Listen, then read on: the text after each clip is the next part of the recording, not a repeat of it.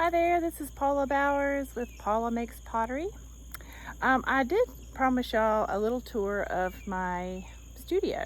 It's really tiny. We're talking it's 10 by 20 feet. Part of that footage is my porch. I didn't think about that when I first got this building. So here we are.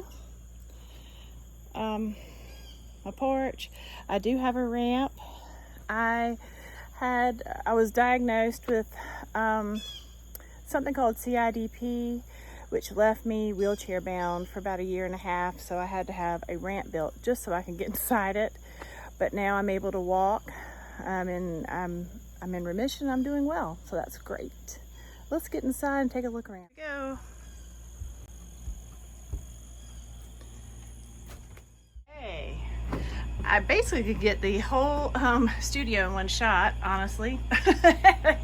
Here it is. The weather outside is super steamy. So I have this air conditioner that sounds like it's running on fumes. It's on low right now. If it was on high, you wouldn't be able to hear me talk. So all my windows stay, like this. Until later in the day when it gets hotter here in South Carolina, and it's just too hot to be outside. So here we are in my space. When you walk in the door, I've got my little desk, and it is messy. I'm gonna say messiness is a sign of genius, right? Yeah. But I try to keep some books in here to help inspire me. I've got books about glazes and pottery, and then a lot on watercolor because I used to do a lot of watercolor. Yeah, so here's that. I love having artwork in my space. These are paintings that were in a book that I illustrated, gosh, almost 20 years ago.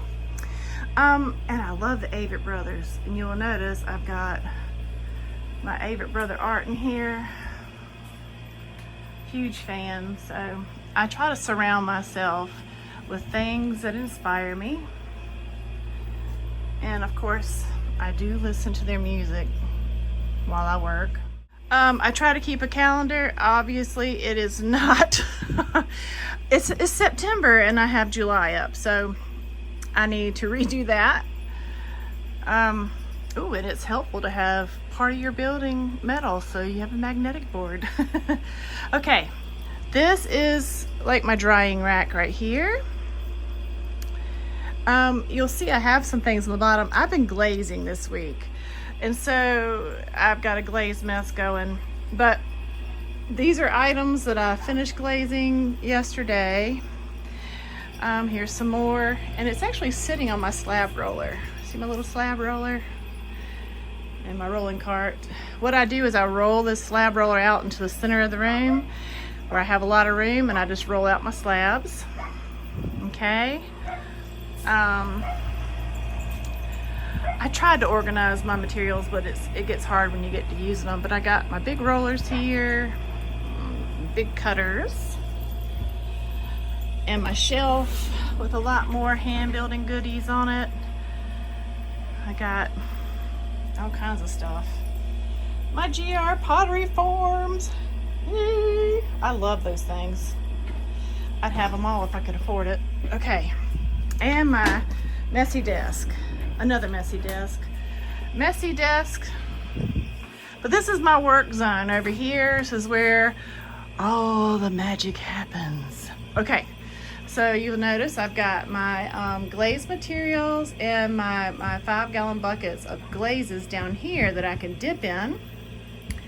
And then on the back shelf on the wall, I do have, commercial glazes, and I do lean more towards Mako. I do like those. Up above here, I keep my colorants and my test tiles, and I have a few more I want to add to that. Let me get those out. I did some more, so I got to get those up. Let's see what we got. I've got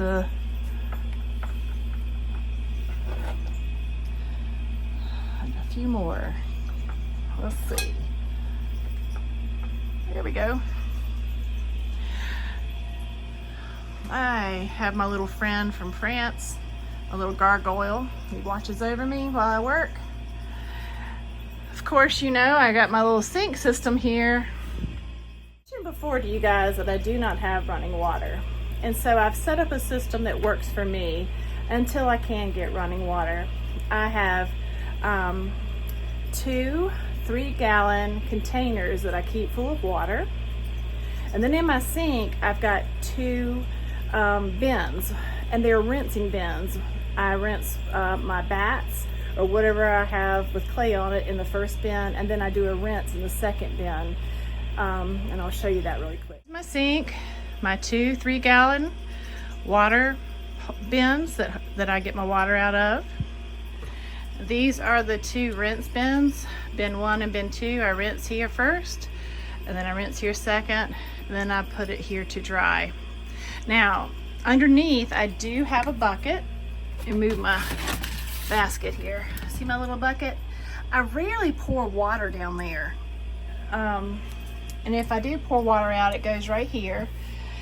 The water that I do pour down is usually like the brush water from glazing and using my brushes, or the water that I rinse my slip brush out with, I'll pour down that. The slip, like the extra particles in the bottom of my jar, I'll let that go in my rinse bucket number 1. And then when I pour that out, I usually save that mud sludge in the bottom of that bucket, and I use that for my pug mill. I use that slurry in my pug mill because it has a lot of bacteria in it, and that kind of helps your clay stay elastic. So that's what I do there. My stool, I wish I could see my stool. It's really cool. I got this years ago, and it is so comfortable. I can't even begin to tell you. I know it doesn't look comfortable, but there's something about sitting on a solid piece of wood like that. It's just, I don't know, it's comfortable. You don't look it, but it is. These are things that I'm glazing right now. So at my wheel, I've got my scale, and this is not for tea, this teapot. I am going to use this because I don't have running hot water. In the wintertime, it's really cold out here. So I will use this to heat up water to pour into my, my bucket to throw, and so my hands won't freeze. That sounds crazy, but yeah, it gets chilly in here. I do have a space heater that I do use, but it doesn't warm my water, and it's freezing cold in the winter time. So let's see, I do have an X tool. This is a laser printer, and I can actually make customized stamps for mugs or whatever for businesses, and that's what I use that for, among other things. I have a filing cabinet where I keep my receipts, patterns, you know, that kind of stuff. So yeah. Okay, so that was my quick tour. I don't have much. My kiln is back at my house on my back porch because I don't have a space in here. I was hoping to have it in this building, but when you get a building to have your own personal space, what you will find out is you outgrow it immediately. It's true. I mean, I wish I had 20 more feet, and I'm sure I could fill it up with stuff. I'm absolutely sure of it. I'm hoping possibly to add on to the back of this building back here where I could put my kiln, and then have my I would like to hide my glaze materials in there, and then have shelves for greenware and things that come out of the kiln, and a place to store all of my finished items. Right now those are in boxes on my back porch as well. So I'm steady growing, so this is how I operate for now. I hope you enjoyed this, and you know, let me know about your studios. Where do you do your pottery? Or do you go to a public studio where you rent a space? Do you have your own space in your yard, your home, your basement? Do you have running water in yours? I'm very jealous if you do. But I hope you will join me again next time. Actually, next time I'm going to be scraping kiln shelves and getting it ready. It's time to do that. And I'll show you how it's done. So I will see you next time. Until then, happy pottering.